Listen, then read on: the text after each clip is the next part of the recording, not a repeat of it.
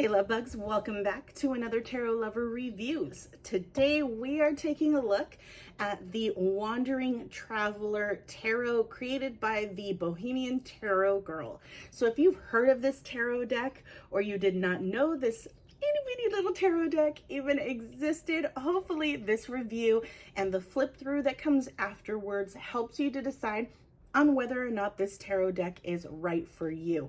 Now, if you want to skip straight to the flip through, take a look at my description down below. I break down all of the suits into chapters to make it easier for you to locate where you want to start. But right now, we are going to talk about the packaging. We're going to talk about the guidebook and the cards imagery, cardstock, texture, naming conventions, imagery, all the good stuff. So if you're interested in the details, stick around. If not, head on over to the flip through. But first things first, let's get into the packaging. So as you can see, the packaging is so small. This tarot deck is such a small tarot deck and it is absolutely adorable. So that is the back here. Okay, and her website is located right there if you are interested, the www.bohemiantarotgirl.com. And then the box opens like so, and what I like is that this flap, the bigger flap, bends a little bit more to where you have some space here so that you can get your fingers in to pull the tarot deck out. So I love that there's that. I've never seen a box like this with that option, so it's pretty cool to see. Now that's the packaging. Let's talk about the guidebook. Now, excuse me, there is no guidebook in this tarot deck, but one is available if you scan the QR code that is included with the tarot deck. So she gives you a QR code. She gives you all of her social media if you'd like to follow her. And the guidebook, I don't know why, maybe it was just me, but when I went to download the guidebook, I did it through my phone and I could not figure out a way to save the guidebook. I couldn't figure out what app to use in order to save it. It wouldn't go to my notepad, which is interesting, but I ended up having to save it to my recording app, my voice recording app. And I thought that was really weird. So yeah, but it worked. It didn't come in as an audio file. It came in as a regular file and I was able to see the guidebook. The formatting was a little bit wonky, but that was mainly because I'm pretty sure it being in an app that it shouldn't have been in. So that's totally fine. As far as what is stated within the guidebook is pretty straightforward, pretty simple. She provides some insight on how she created the tarot deck and her inspiration behind it, the major arcana. She provides a breakdown as far as where she was with that particular imagery, and I'll kind of get into that a little bit more later. But yeah, the guidebook is straightforward, very relatable, and perfect. So that is the guidebook. Now let's go ahead and talk about these adorable cards. So this is your card. These are the backs. It is a matte finish. And as you can see, it is a small card. It is clearly advertised on the site. I bought mine off of Amazon. It does tell you that this is a poker-sized tarot deck, so that the cards are going to be smaller than your average tarot deck. Here's the average card. Here is a side-by-side comparison of what that looks like. So it is definitely smaller than your average tarot deck, which makes for great shuffle and easy handling because it fits in your hand. You can hold it with one hand. So yeah, that is the size, backing, texture. Let's talk about the cardstock. The cardstock is, I would say, it is Goldilocks. So it's not too thick, not too thin. If you are a visual person, what I typically do is a C scale, or what I call a C scale, where the top part is thin paper-like cardstock. You have the Goldilocks zone, again, not too thin, not too thick. And then you have really thick cardstock, which makes it very hard to bend the cards.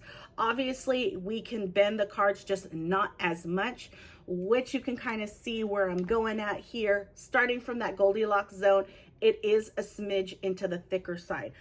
Mainly, I feel like it's because the cards are smaller, which is totally fine with me.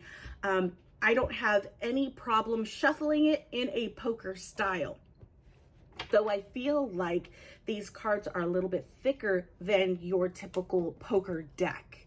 Again, I think it's because it's probably even smaller than an actual poker deck. I feel like the cards, poker cards, are a little bit bigger than this.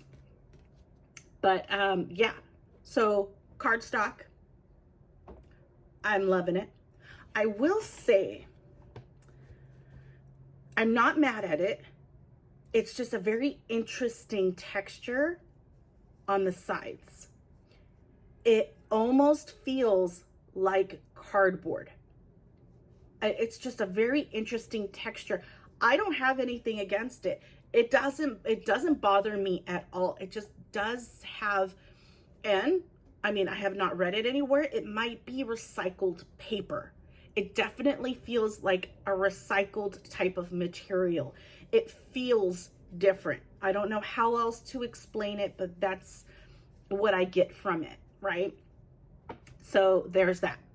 Let's talk about the imagery and naming convention. Now, when I go through these, I am comparing it to the Rider-Waite-Smith tarot deck. The reason why I do that is because a lot of the tarot decks out there, a lot of the guidebooks out there, all mention or make reference to the Rider-Waite-Smith imagery or naming conventions. So I like to make sure that I make that comparison to this particular tarot deck that I'm reviewing to give you an idea of what you can expect image-wise, naming-wise, all that good stuff. So let's talk about the naming convention.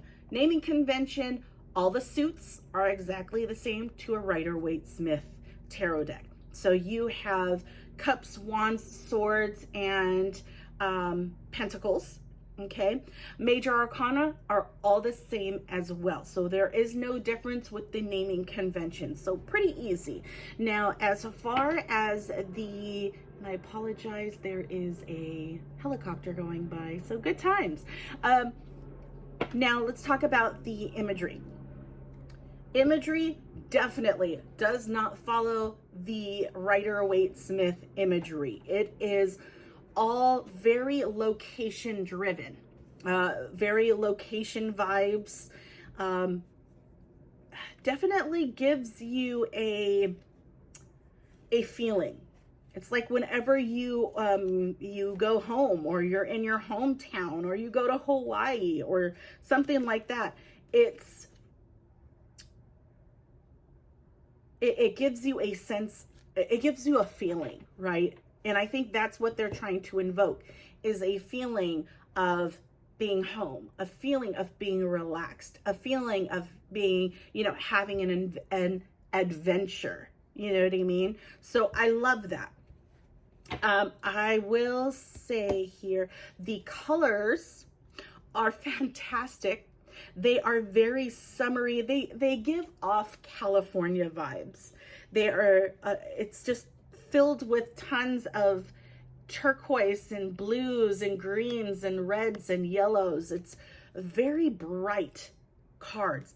And I love that. And I don't feel like the brightness of the cards take away from the imagery, if not enhance it, actually, right?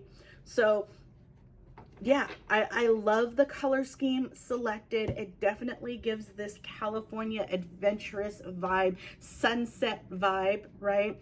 I had noticed as I was using it that you can see the suit that it represents. So cups in a poker deck is the hearts.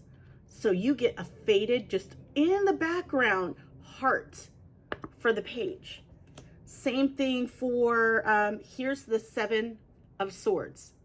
If you pay attention, you can see the poker icons, the spades in the background. From afar, you don't necessarily see it as much, but when you get really up close, you start to see it, and then you see, I believe you can see the number, kind of. You can see the number up there, but for the most part, you see the suit, the poker suit that would represent that particular tarot suit. So swords are spades in poker. You can use a poker deck to read tarot. If you did not know that, I'm letting you know now, okay? Here's a better look. So you can see the 8 here with the spades in the background. So I love that, especially if you want to learn how to read the tarot utilizing a poker deck. You have this as a way to teach you how to do that. So I love that. I love that idea. I wouldn't have never thought to do something like that. So I think that is such a creative way to incorporate a lot of elements within your tarot deck without it being too overwhelming, right? Now, if I could give any type of critique, it would be in regards to the court cards.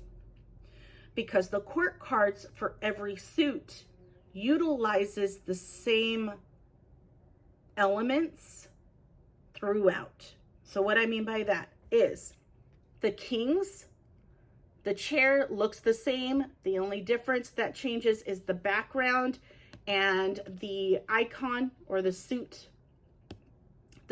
icon, and then, you know, the suit icon from a poker point of view. So in the swords, you're going to have the same type of chair. The background may change. You're still going to have the same type of crown. It's just the heart won't be the heart and the cup would be the swords. You know what I mean? It's the same thing for the queens. It's the same setup, just different backgrounds, different element. But for the most part, the focal point, which is the chair, never changes. And I wish that it did. I wish that it did, because I find myself automatically going to a different suit. Even if I look at this card, if I look at the cups, I automatically want to think of the swords, because it's the same type of focal point.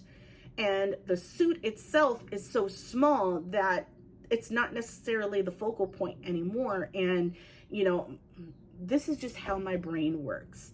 And then the same thing for knights. You have that horse, different background. And then the pages, I believe the pages may change. I need to find it. If I can find it, I probably won't find it fast enough.